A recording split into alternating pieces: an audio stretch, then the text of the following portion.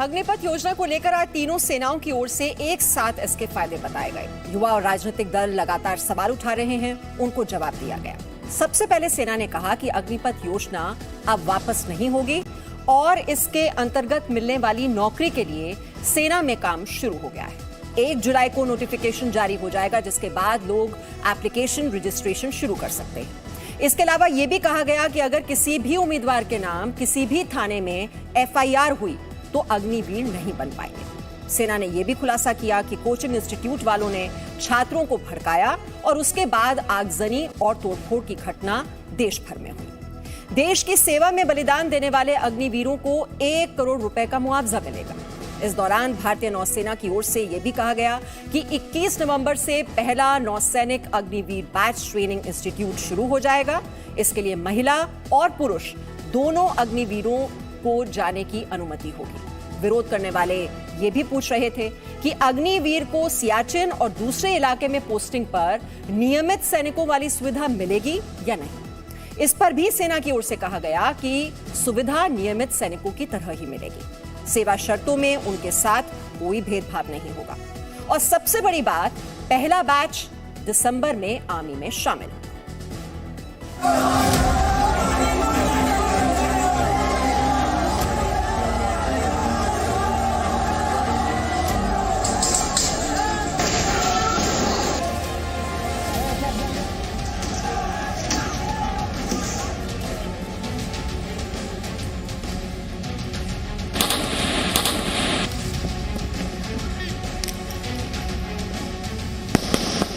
एक तरफ भारतीय सेना का हिस्सा बनने के लिए लॉन्च की गई अग्निपथ योजना का हिंसक विरोध है,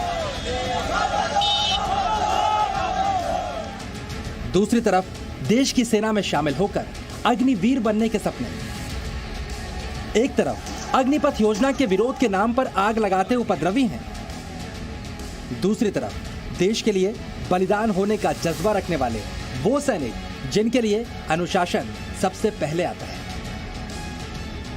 और भारतीय सेना ने साफ कर दिया है कि सड़कों पर हिंसा का दबाव सेना की भविष्य की तैयारियों पर नहीं पड़ेगा।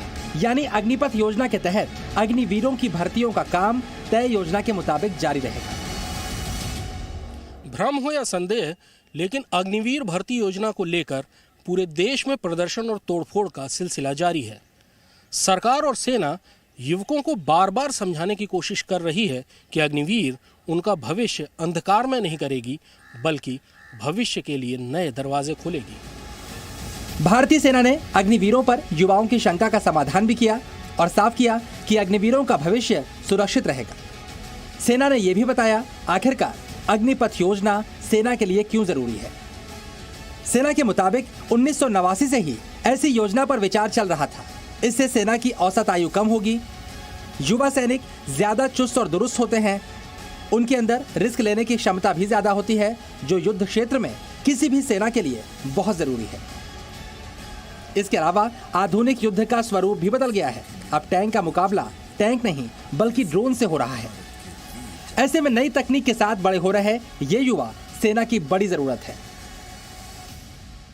देखिए, हमें चाहिए क्या? यूथ।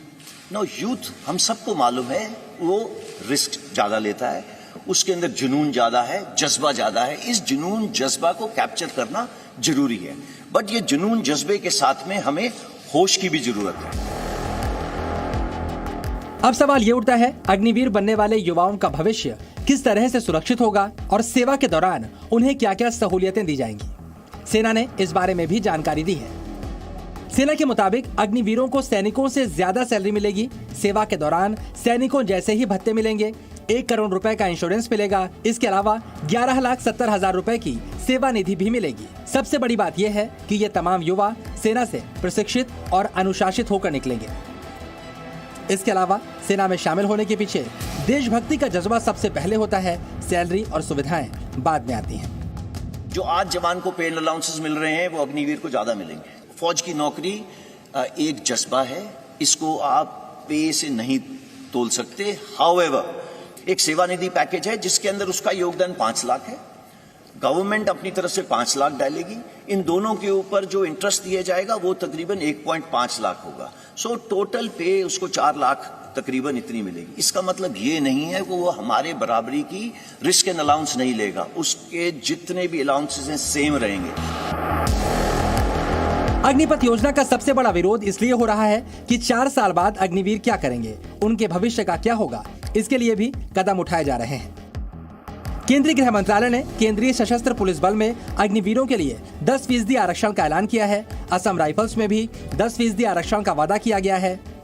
अग्निवीरों को उम्र सीमा में 3 साल की छूट दी जाएगी। इस स्कीम के तहत नौकरी पाने वाले पहले बैच को 5 साल की छूट मिलेगी। गृह मंत्रालय के अलावा रक्षा मंत्रालय में भी अग्निवीरों को 10% आरक्षण दिया जाएगा। कोस्ट गार्ड में भी 10% आरक्षण मिलेगा, जबकि 16 डिफेंस PSU में 10% आरक्षण का ऐलान किया गया है। कई राज्यों ने पुलिस सेवा में भी अग्निवीरों को प्राथमिकता देने की बात कही है। वहीं कॉर्पोरेट सेक्टर ने भी मदद का भरोसा दिया है। अग्निवीरों के लिए ब्रिजिंग कोर्स और बैंक लोन का भी प्रावधान किया जा रहा है। सेना का दावा है अग्निवीरों के लिए कॉर्पोरेट सेक्टर भी पलक पावड़े बिछाकर इंतजार कर रहा है। सबके दिमाग में ये आ रहा है इन 75% के साथ क्या होगा। ये अगर देश की ताकत है तो पूरे देश को, होल ऑफ द गवर्नमेंट, सबकी भागीदारी के साथ इसको आगे ले जाया गया। तो पहले MHA ने हमको बोला प्रेफरेंस दी जाएगी। विद इन 3 days उन्होंने बोला 10% reservation in CAPF and Assam rifles. Then age relaxation दी। एज रिलैक्सेशन क्यों दी? बिकॉज हमने पहले दिन बोला था कि जो कोविड की वजह से 21 साल के नहीं रह पाए वो 23 साल के हो गए, तो वो 2 साल बढ़ गई। सेना ने साफ कर दिया है अग्निवीर भारतीय सेना के तीनों अंगों का भविष्य है और इस साल के अंत तक तीनों सेनाएं अग्निवीरों की भर्ती की प्रक्रिया पूरी करके उनका प्रशिक्षण भी शुरू कर देंगी। इंडियन एयरफोर्स भारतीय वायुसेना में अग्निवीर बैच 1 of 22 के रजिस्ट्रेशन की प्रक्रिया 24 जून से शुरू हो जाएगी।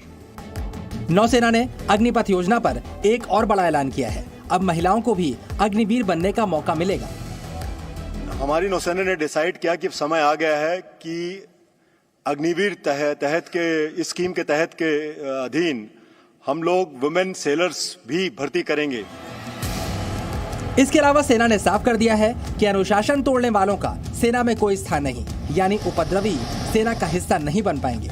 भारतीय सेना की तरफ से युवाओं को संदेश दिया गया है कि वो किसी के उकसाने में न आए और अग्निपथ योजना के तहत भारतीय सेना का हिस्सा बनने के लिए अपनी तैयारियों पर ध्यान दें, क्योंकि अग्निवीरों की भर्ती प्रक्रिया की शुरुआत होने वाली है। कृष्ण मोहन मिश्रा, जी मीडिया, दिल्ली। तो ये जो हिंसा हो रही है, विरोध की आग को